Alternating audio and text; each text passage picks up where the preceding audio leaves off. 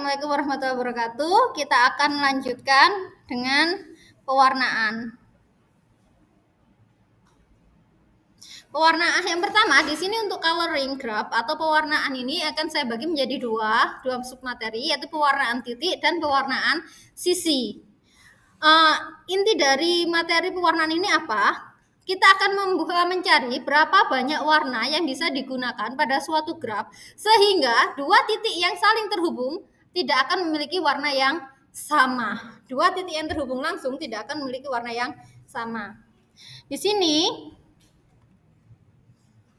jika G adalah sebuah graf tanpa loop, ingat ya, jadi syaratnya di sini adalah tanpa loop, maka G disebut sebagai K-colorable, dapat diwarnai dalam K warna atau K-colorable jika dapat memberikan salah satu dari K warna pada setiap titik sehingga titik-titik yang bersebelahan memiliki warna yang berbeda. Jika G adalah K-colorable tetapi tidak K-1 colorable, berarti apa maksudnya? K ini adalah bilangan banyaknya warna minimum. Banyaknya warna minimum. Misal titiknya ada 9. Berapa warnanya? Ya tak kasih 9, Bu. Boleh kan? Kalau 9-9-nya dikasih warna berbeda ya pasti enggak. Pasti akan colorable kan ya? 9 colorable. Tapi apakah mungkin dia kurang dari 9 warnanya? Bisa. Nah, maka kita akan mencari bilangan minimum atau banyaknya warna minimum yang bisa digunakan pada suatu graf agar setiap titik yang terhubung langsung memiliki warna berbeda. Yaitu jika G adalah K-colorable, tetapi tidak K-1 colorable, berarti ini sore nggak iso yo, bawahnya itu nggak bisa, tapi tidak K-1 colorable, kita mengatakan bahwa G adalah K-chromatic. K-chromatic atau bilangan kromatik G adalah K. Kalau tadi kan CR ya, untuk persilangan minimum tadi kan CR G sama dengan 2, itu bilangan minimum. Nah, kalau di sini banyaknya warna minimum kita namakan sebagai bilangan kromatik. Dan kita tulisnya sebagai si G sama dengan K. Si G sama dengan K. Ini adalah bilangan kromatiknya. Sebagai contoh gambar 1 berikut menunjukkan sebuah graf G di mana si G-nya adalah 4. Si G-nya 4. Warna-warna yang dilambangkan dengan huruf Yunani alfa, beta, gamma, delta. Dengan demikian, graf tersebut memiliki K warna jika K-nya lebih besar dari 4. Kita akan mengasumsikan bahwa semua graf di sini adalah graf sederhana ya. Karena sisi-sisi berganda itu enggak ada di diskusi kita. Jadi yang kita bicarakan untuk pewarnaan ini hanya graf sederhana tanpa loop, tanpa sisi ganda. Kita juga mengasumsikan bahwa semua graf tersebut terhubung. Di sini saya ada 2 contoh. Bentar ya. Kalau ini A, ini B. Nah, kalau yang ini graf A, misal warnanya kita namakan warna alfa, beta, gamma, kita pakai huruf Yunani ya. Yang pertama kita warnai ini, dinamakan alfa. Berarti semua yang terhubung dengan alfa nggak boleh menggunakan warna alfa, harus menggunakan warna lain. Kita gunakan warna beta. Nah, sekarang kita lihat beta ini terhubung dengan siapa saja? Dengan ini ya, ada terhubung dengan 1, 2, 3. Berarti nggak boleh ada warna beta yang terhubung secara langsung dengan beta sendiri. Maka sekarang di sini tadi nggak boleh alfa. Kita lihat yang ini ya. Karena dia nggak boleh alfa dan nggak boleh beta, berarti dia harus warna gamma, warna ketiga harus muncul. Lalu kita lihat berikutnya yang ini. Kita lihat titik berikutnya. Di sini dia terhubung dengan alfa, terhubung dengan beta, terhubung dengan gamma. Maka dia nggak boleh pakai alfa, beta, gamma. Dia harus pakai warna lain, yaitu warna delta. Nah, akhirnya kita ke titik terakhir. Kita lihat di sini dia terhubung dengan beta dan dengan delta. Berarti dia harus pakai warna apa? Jadi dia boleh pakai alfa, boleh pakai gamma.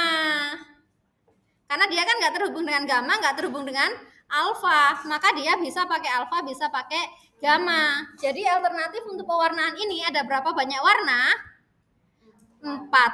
minimal 4 warna. Boleh nggak 6 warna? 1, 2, 3, 4, 5. Oh 5. Boleh nggak 5 warna? Boleh. Jadi dia 5 colorable, 4 colorable. Tapi dia tidak 3 colorable. Nggak bisa 3 ya. Maka bilangan kromatiknya atau CG-nya itu adalah 4. Nah sekarang graf yang B. Ada berapa warna? Lihat ini. Cara mewarnainya, pertama kita ambil titik pertama kayak gini ya. Misal kita pilih. Dia merah. Berarti yang terhubung dengan merah harus warna lain. Oh, berarti ini tak kasih kuning dan tak kasih biru. Kita pilih titik yang lain lagi. Ini setelah kuning, saya kasih ini. Ini saya kasih warna apa? Dia boleh merah, boleh biru. Nah, di sini dia milihnya biru. Berarti titik setelahnya dia warna boleh merah, boleh kuning. Nah, di sini dia milihnya merah, maka yang ini harus kuning. Nah, ini akan menghasilkan nanti warnanya, urutan warnanya merah, kuning, birunya akan beda satu dengan yang lain. Tapi banyak warna minimumnya, sama nggak? Berapa warnanya? 3. Jadi dia 3 colorable, 3 colorable. Hanya 3 warna untuk graf sebesar ini. Ternyata cuma butuh 3 warna saja agar masing-masing titik yang berdekatan itu nggak sama warnanya. Ini tricolorable. Kromatiknya si G-nya adalah 3. Bagaimana tadi ngewarnainnya? Ngewarnainnya, pilih aja salah satu titik. Bentar ya, ini mana gini. Nah ini ya, saya print screen dulu. Misal graf keempat ini. Saya cari di pin.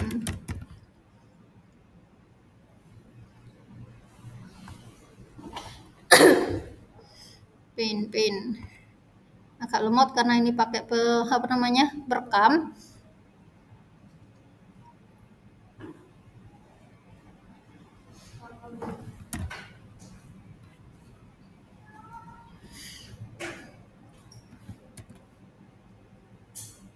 Aku nggak mau paste.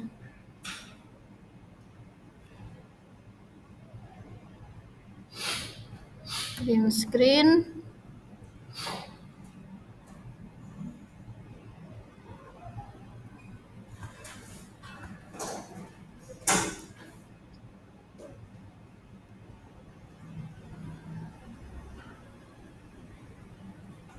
Nah, ternyata di sini.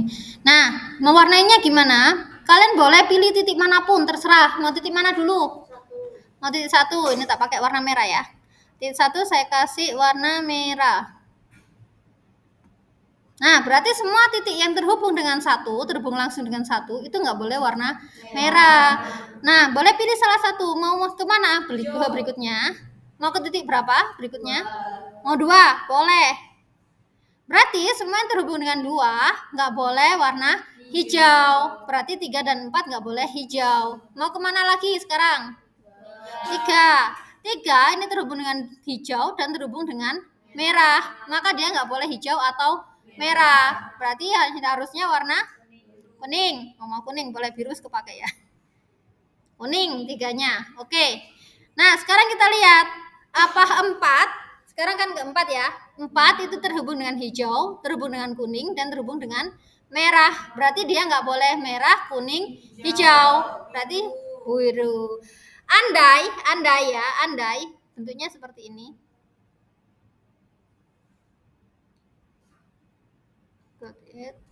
Andai bentuknya seperti ini.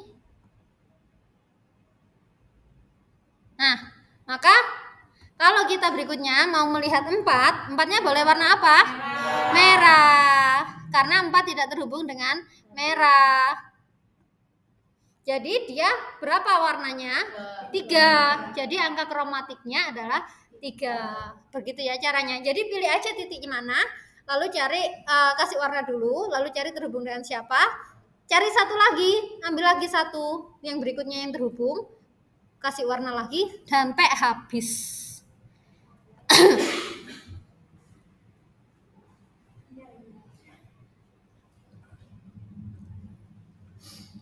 Boleh, itu harus biru Pak, kuning-kuningnya. Mana? Itu loh yang pojok. Karena nggak terhubung. Mana? Biru bawah. Ini. Bukan bawahnya ke sana. Ini. Bukan sebelahnya sini. Ini. Bukan bawah, Bu. Bawah ini Dekat mana? merah, Bu. Dekat merah pojok. Ini ya. Ke sana. Ini. Sebelah sana, Bu. Di bawah. Itu Bu, yang di situ Bu. Nah, itu bawah, Bu, bawah. Biru. Ini ya, Nah, biru. iya. Itu kok kuning. Mana? Kuning. Nggak terhubung, itu nggak terhubung, udah terpecah dia. Buat tinju-tinju aja lu sekalian. Yang mana? Nggak ada kan yang terhubung dengan kuning? Kuning ini terhubungnya dengan biru, dengan merah, dengan merah. Oh, jadi nggak apa-apa itu kayak biru nyambungnya ke sini kuning, ke sini juga kuning kan nggak apa-apa. Ya, asalkan nggak terhubung langsung. Jangan kuning. Terhubung langsung itu berarti dia dihubungkan dengan satu sisi. Ya, dengan satu sisi. Jadi kalau dia kayak gini, ini kan kuning terhubung dengan kuning juga, tapi kan dia di tengahnya ada merah. Nah, yang nggak boleh itu yang kuning langsung ke kuning. Gitu ya. Nah, di sini jelas bahwa untuk graf komplit ya KN, bilangan kromatiknya adalah sebanyak N. Jadi kalau K4 tadi kan bilangan kromatiknya juga 4. Kalau K5 ya 5. Kalau komplit 6 ya K6. Lalu si G1 bila graf dengan kromatik 1 itu hanya untuk graf 0. Masih ingat graf yang titik-titik saja? Yang nggak ada sisinya? Ya. Nah, si G-nya 1 karena mereka nggak terhubung. Mereka pasti warnanya sama pun juga boleh satu warna. Dan untuk si G2 itu adalah untuk graf bipartisi. Jadi K23, K33 itu kan bipartisi ya. Mana tadi gambar bipartisi? Oh, enggak di sini ya. Bipartisi kan atas dan bawah nggak terhubung ya. Jadi yang atas satu warna yang sama, atas dan bawah terhubung. Kalau yang satu grup gini kan nggak terhubung ya. Jadi yang atas satu warna, yang bawah satu warna. Jadinya dia pasti 2 warna. Kromatiknya 2. Nih ya, si G-nya 2. Lalu kalau graf pohon, masih ingat ya yang tree kemarin ya, pohon itu bentar. Setiap graf pohon adalah 2 colorable. Jadi 2 colorable dia ya, setiap graf pohon. Seperti halnya graf cycle, masih ingat graf cycle yang muter lalu nanti dia dihubungkan kembali. Kalau titiknya genap, dia akan menjadi 2 colorable. Kalau titiknya genap, bayangkan kalau 4.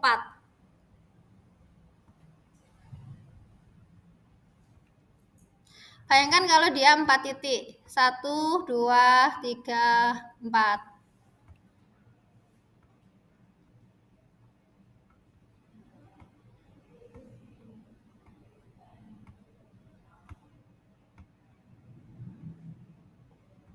Berapa warna yang harus digunakan? Genap ini ya. 2. Cycle genap 2 ya. Misal merah, 2-nya hijau, 3 merah, 4 hijau. Kan ini tadi merah ya, berarti kan hijau. Maka dia 2 colorable.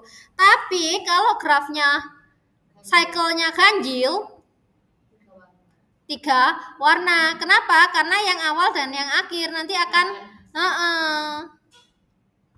jadi kalau satunya merah, 2 hijau, merah, hijau. Nah, ini kan akan jadi merah lagi ya. Kalau kita lanjut nggak boleh karena satu tadi udah merah, maka dia harus kuning. Jadinya 3. Jadi graf cycle, kalau cycle-nya genap dia 2 warna kromatiknya. Kalau ganjil dia 3.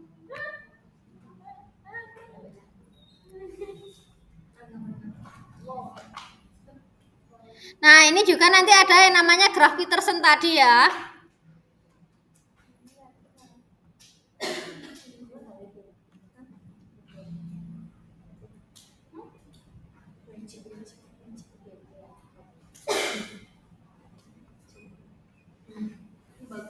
Ini ya, graf Peterson. Graf Peterson ini berapa warnanya? 3 warna. Ini graf Peterson 3 warna. Ini graf cycle genap. Cycle genap ya. 1, 2, 3. Ya benar ya. 6 ya. 2 warna ya dia. Cycle genap. Mana 3? Oh iya hitam. Oh ya. Dia dibuat gini. Teorema 1. Jika G adalah sebuah graf sederhana dengan titik berderajat terbesarnya A, masih ingat ya derajat ya? Kalau kayak gini, ini hijau ini derajatnya berapa? Yang saya lingkari ini. 3. Sorry. Ini derajatnya 3. Derajat itu apa sih? Banyaknya sisi yang terkait kepada titik. Jadi, kalau teorema 1 itu mengatakan apa? Kalau G graf sederhana dengan derajat terbesarnya A, maka G adalah A plus 1 colorable. Ingat, colorable itu belum tentu yang minimum, belum tentu dia kromatik, tapi bisa bawahnya lagi kromatiknya ya. Jadi kalau kayak ini Peterson ini kan terbesarnya berapa? 3 ya. Maka dia pasti 3 plus 1 yaitu 4 colorable. Tapi ternyata Peterson waktu dihitung kromatiknya adalah 3. Ingat ya, 4 colorable bisa 3 colorable. Berikutnya, dia akan lanjut ke teorema Brooks. Di sini, jika G adalah sebuah graf terhubung sederhana, yang bukan sebuah graf lengkap, jadi dia bukan graf lengkap ya, dan jika derajat titik terbesar G adalah A, A-nya lebih dari 3, maka G adalah A colorable. Apa bedanya sih? Bedanya, kalau yang pertama tadi, dia masih A plus 1. Ya, masih lebih besar ya, A plus 1. Kalau teorema Brooks, ini untuk untuk ada syaratnya. Jadi derajatnya harus lebih besar dari 3. A-nya lebih besar dari 3, maka dia A colorable. Dia lebih kecil dari A plus 1. Lebih dekat lagi ke chromatic number-nya. Ya. Nah, tapi hal ini, A colorable ini kan ya, untuk ikut derajat terbesar kan. Kalau kita berhadapan dengan K1S,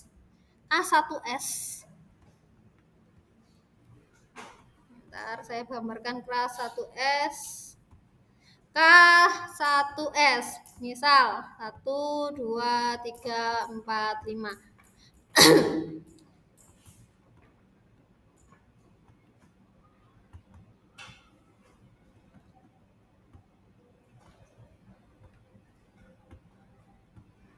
Undirected.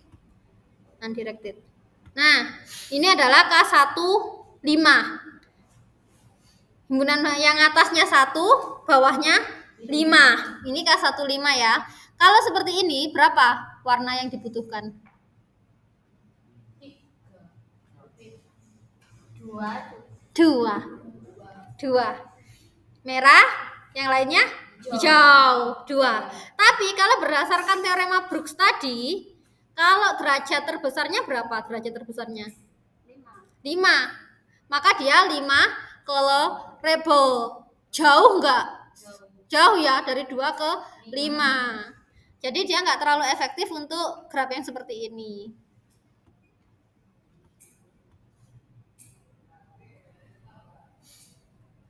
Nah, ini contohnya ya, K15.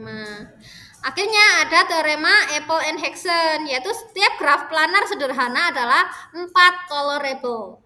Setiap graf planar ya, harus planar ya, bidang. Setiap graf planar sederhana adalah 4 colorable. Jadi kalau Anda menemukan graf planar, dia pasti 4 colorable. Apa bisa 3? Ada kemungkinan kromatiknya bisa 3, bisa 2, bisa 1. 1 itu kalau 0 ya. Nah, dari sini untuk pewarnaan titik ini diarahkan kemana? Ke aplikasinya, contohnya adalah ke penjadwalan atau kalau gitu ke penempatan bahan-bahan kimia. Jadi di sini ada 5 jenis bahan kimia, dan di antara bahan kimia ini ada yang bereaksi kuat, ada bereaksi lemah, misal seperti itu ya. Jadi untuk menyimpannya dalam gudang, yang bereaksi kuat itu kan nggak boleh didekatkan ya. Nanti bereaksi kuat dia dekatkan meledak. Jangan-jangan dia nanti menguap kalau salah satunya numplok. Akhirnya di sini ada tabel. Nah, ini A, zat kimia A, dia bereaksi kuat dengan B, C, dan D. Zat kimia B, dia bereaksi kuat dengan A, dengan C, D, dan E. Misal seperti itu ya. Maka bagaimana kita menempatkan mereka di gudang? Siapa yang samping siapa agar mereka tempat gudangnya itu optimal? Maka bisa dilihat di gambar 4. Bahan kimianya tadi kan ada sebanyak 5. Titiknya 5. A, B, C, D, dan E. Lalu warnanya kita gunakan alfa beta gamma. Di sini bahan A tadi kan bereaksi kuat dengan bahan B, dengan bahan C, dan dengan bahan D. Bahan kimia B bereaksi dua kuat dengan bahan E dan bahan A ke bahan D dan bahan C. Akhirnya didapat sebuah graf seperti ini. Dari kalau sudah dapat grafnya, kita warnai.